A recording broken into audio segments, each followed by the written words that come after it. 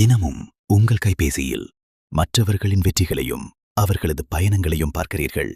நீங்களும் அதுபோல் வாழ ஆசைப்படுகிறீர்கள். ஆனால் எந்த பயனும் இல்லை. அந்த வலியை யாரிடமும் சொல்ல முடியவில்லை, இல்லையா? உங்கள் நண்பன் வெளிநாடு போகிறான். உடன் வேலை செய்பவர் உயர் பதவியை அடைகிறார். நண்பர்கள் திருமணம் செய்து மகிழ்ச்சியாக இருக்கிறார்கள். ஆனால் நீங்கள் மட்டும் வீட்டிலேயே இருக்கிறீர்கள், தனியாக. கைபேசியை பிடித்தபடி. இந்த வலி புதிதல்ல. 5000 ஆண்டுகளுக்கு முன்பும் இருந்தது. அன்று கிருஷ்ணன் சொன்னார், பிரகிருதே கிரியமானானி. இயற்கை தன் வேலையை செய்கிறது. அதற்கு நீ ஏன் கலங்குகிறாய்? அவர்களின் வாழ்க்கை வாழ்கிறார்கள். அந்த வாழ்க்கையை அவர்கள் அடைய அதற்கு பின்னால் எத்தனை கண்ணீர் இருக்கிறதோ அது உனக்கு தெரியாது. ஆனால் நீங்களோ அவர்களின் வாழ்க்கையை பார்த்து உங்கள் உண்மையான வாழ்க்கையை சிறுமைப்படுத்திக் கொள்கிறீர்கள். கிருஷ்ணர் கூறுகிறார், நண்பனே, நான் உன்னை பார்த்துக் கொண்டுதான் இருக்கிறேன். திரையை பார்க்கும் உன் கண்களை பார்க்கிறேன். அதில் ஒரு வலி இருக்கிறது.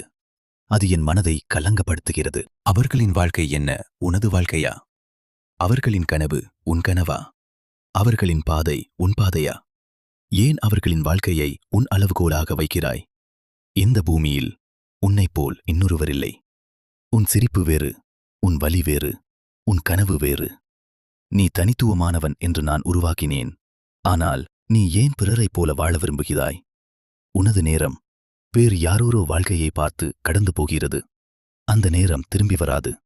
ஆனால் இன்று நீ எழுந்தால் நான் உன்னோடு நடக்கிறேன். இது இந்த கிருஷ்ணனின் வாக்கு. இன்று இரவு உன் கைபேசியை கீழே வைத்துவிட்டு உன்னிடம் நீயே ஒரு கேள்வி கேள். என் கனவு என்ன? நான் என்னவாக விரும்புகிறேன் என்று. அந்த பதிலே உங்கள் பாதை. நான் என்றும் உன்னோடு இருப்பேன். சப்ஸ்கிரைப் செய்து காத்திரு.